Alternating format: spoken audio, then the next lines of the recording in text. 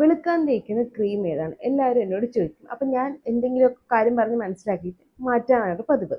പക്ഷേ ഈ ചോദിക്കുന്ന ആൾക്കാർ എൻ്റെ അടുത്ത് നിന്ന് ആൻസർ കിട്ടിയില്ലെങ്കിൽ വേറെ ആരുടെ അടുത്തെങ്കിലും പോയി ചോദിക്കും. നിങ്ങളുടെ ഫ്രണ്ട്സിനോടായിരിക്കും, അതല്ലെങ്കിൽ വേറെ കസിൻസിനോടോ അല്ലെങ്കിൽ വേറെ ഏതെങ്കിലും ആൾക്കാരുടെ അടുത്ത് പോയി ചോദിച്ചിട്ട് നിങ്ങൾ വാങ്ങിക്കാൻ പോകുന്ന ഈ ഒരു പ്രൊഡക്റ്റിനകത്ത് ഒരു കാര്യം ശ്രദ്ധിക്കുക. ഹൈഡ്രോക്വിനോണിൻ, അതുപോലെ തന്നെ ട്രെറ്റിനോയിൻ എന്നൊക്കെ പറയുന്ന ഇൻഗ്രീഡിയൻസ് ഉണ്ട് എങ്കിൽ, ട്രെറ്റിനോയിൻ ബേസിക്കലി നമുക്ക് ഡോക്ടർ പ്രിസ്ക്രിപ്ഷനാണ്, ഹൈഡ്രോക്വിനോയിനും ഒക്കെ ഡോക്ടർ പ്രിസ്ക്രിപ്ഷനാണ്.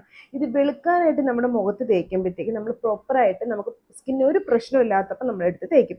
ഈ സാധനങ്ങളൊക്കെ നമ്മൾ നോർമലി യൂസ് ചെയ്യുന്നത് ഫേസിൽ വരുന്ന സിവിയർ ആയിട്ടുള്ള പിഗ്മെൻറ്റേഷൻസ്, അതുപോലെ ബേൺ മാർക്സിൽ നല്ല കറുത്ത ബേൺ മാർക്സ്, ഇതൊക്കെ മാറ്റാനായിട്ട് ഡോക്ടർ പ്രിസ്ക്രൈബ് ചെയ്യുന്ന സാധനമാണ്.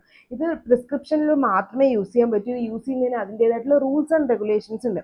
ഇതല്ലാതെയൊക്കെ യൂസ് ചെയ്ത് നമ്മുടെ സ്കിന്നിനകത്തുള്ള മെലാനോസൈറ്റ്സ്, നമ്മുടെ കളർ പ്രൊഡ്യൂസ് ചെയ്യുന്ന സെൽസിനെ നശിപ്പിക്കുകയും ഒരു പരിധി വരെ നിങ്ങൾക്ക് സ്കിൻ വെളുക്കുന്നതായിട്ട് തോന്നും. അത് കഴിഞ്ഞാൽ സ്കിൻ നശിച്ചു പോകുന്നതായിട്ടും കാണാൻ കഴിയും.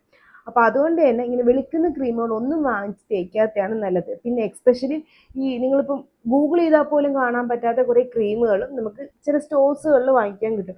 ഇതൊന്നും പോയി വാങ്ങിച്ച് മുഖത്തിട്ട് മുഖം ചീത്തയാക്കരുത്. നമുക്ക് നാച്ചുറലായിട്ടൊരു കളറുണ്ട്, സ്കിന്നിന് നാച്ചുറലായിട്ടൊരു ഹെൽത്ത് ഉണ്ട്. അതിനെ കീപ്പപ്പ് ചെയ്യാനായിട്ട് സ്കിൻ കെയർ ചെയ്യുന്നതും അതിനെ മെയിൻറ്റെയിൻ ചെയ്യാനായിട്ട് സിറംസും ക്രീംസും യൂസ് ചെയ്യുന്നതാണ് ഏറ്റവും ബെസ്റ്റ് ആയിട്ടുള്ള കാര്യം. പിന്നെ നിങ്ങൾ ഡോട്ട് ഓൺലൈൻ കൺബോക്സിൽ ചെക്ക് ഇതുപോലത്തെ skin care and hair care വീഡിയോക്ക് ഫുൾ ആയാലും മറക്കണ്ട കേട്ടോ.